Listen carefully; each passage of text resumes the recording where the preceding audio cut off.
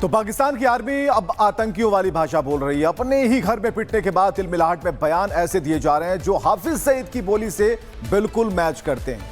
पाक आर्मी के प्रवक्ता अहमद शरीफ चौधरी की तरफ से जो बयान दिया गया है वो सिर्फ एक गीदड़ भभकी ही नहीं बल्कि पाकिस्तान की आतंकी मानसिकता का खुला प्रदर्शन है। देखिए,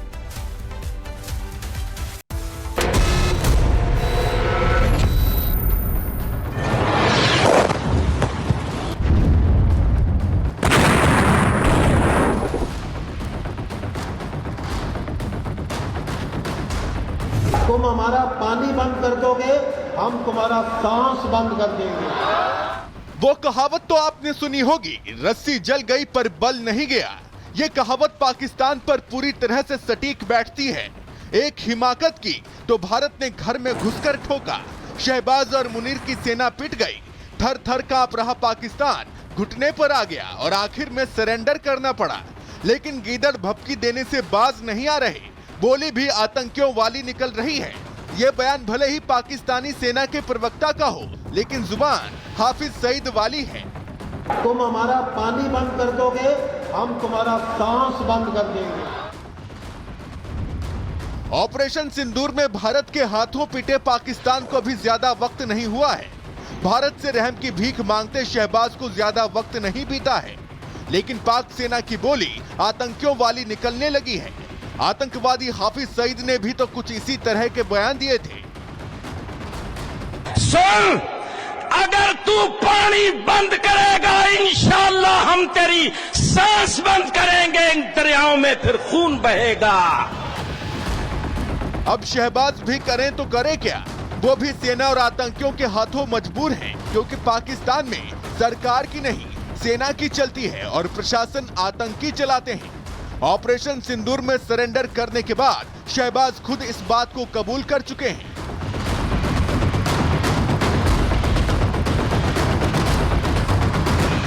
शहबाज मजबूरी का राग अलापते रहे, अपनी विवशता दिखाकर मुल्क को बचाने की कोशिश करते रहे, लेकिन भारत सीधा संदेश दे चुका है कि भारत अब गोली का जवाब गोले से देगा। विदेश मंत्री एस जयशंकर ने नीदरलैंड से आतंकवाद पर भारत की नीति एक बार फिर स्पष्ट कर दी है और कहा है कि भारत पर आतंकी हमले की हिमाकत करना एक्ट ऑफ वॉर माना जाएगा। इसका भारत ऐसा कड़ा जवाब देगा कि आतंक के आकाओं और आतंक परस्त सरकार दोनों की 7 पीढ़ियां याद रखेंगी। Operation continues because there is a clear message in that operation that if there are acts of the kind we saw on April 22nd, there will be a response. We will hit the terrorists. If the terrorists are in Pakistan, we will hit them where they are.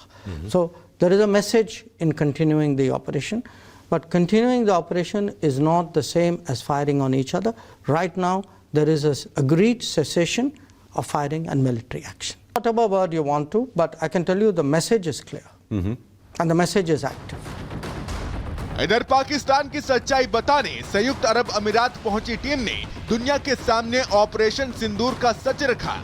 झूठ का बीज बो रहे पाकिस्तान का सच दुनिया के सामने रखा।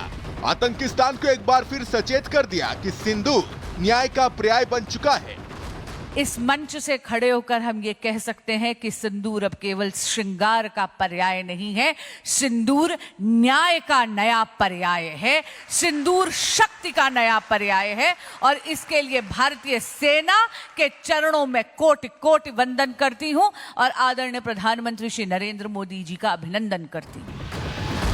अब ये पाकिस्तान पर निर्भर करता है कि उसे भारत की भाषा कितनी समझ आती है और अपने यहाँ चल रही आतंक की फैक्ट्री पर वो कितना लगाम लगा पाता है, क्योंकि ये नया भारत है, मोदी का भारत है। Bureau report, Republic Bharat. तो पाकिस्तान की आर्मी अब आतंकियों वाली भाषा बोल रही है। अपने ही घर में पिटने के बाद तिलमिलाहट में बयान ऐसे दिए जा रहे हैं जो हाफिज सईद की बोली से बिल्कुल मैच करते हैं। पाक आर्मी के प्रवक्ता अहमद शरीफ चौधरी की तरफ से जो बयान दिया गया है वो सिर्फ एक गीदड़ भभकी ही नहीं बल्कि पाकिस्तान की आतंकी मानसिकता का खुला प्रदर्शन है। देखिए,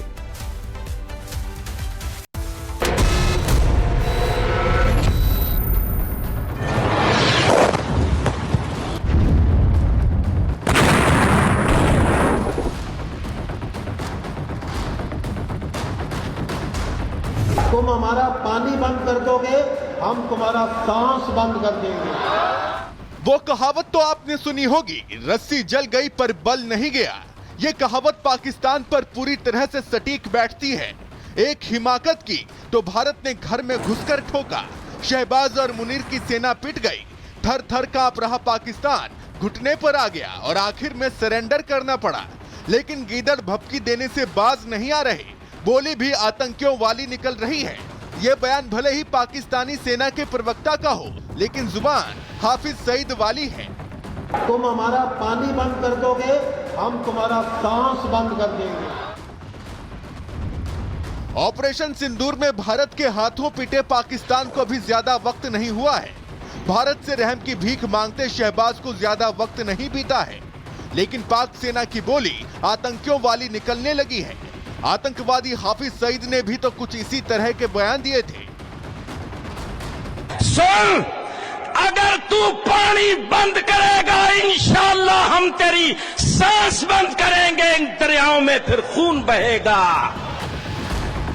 अब शहबाज भी करें तो करे क्या, वो भी सेना और आतंकियों के हाथों मजबूर हैं, क्योंकि पाकिस्तान में सरकार की नहीं सेना की चलती है और प्रशासन आतंकी चलाते हैं। ऑपरेशन सिंदूर में सरेंडर करने के बाद शहबाज खुद इस बात को कबूल कर चुके हैं।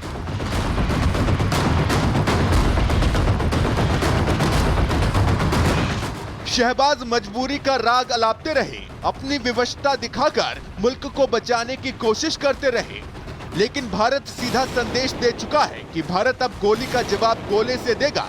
विदेश मंत्री एस जयशंकर ने नीदरलैंड से आतंकवाद पर भारत की नीति एक बार फिर स्पष्ट कर दी है और कहा है कि भारत पर आतंकी हमले की हिमाकत करना एक्ट ऑफ वॉर माना जाएगा। इसका भारत ऐसा कड़ा जवाब देगा कि आतंक के आकाओं और आतंक परस्त सरकार दोनों की 7 पीढ़ियां याद रखेंगी।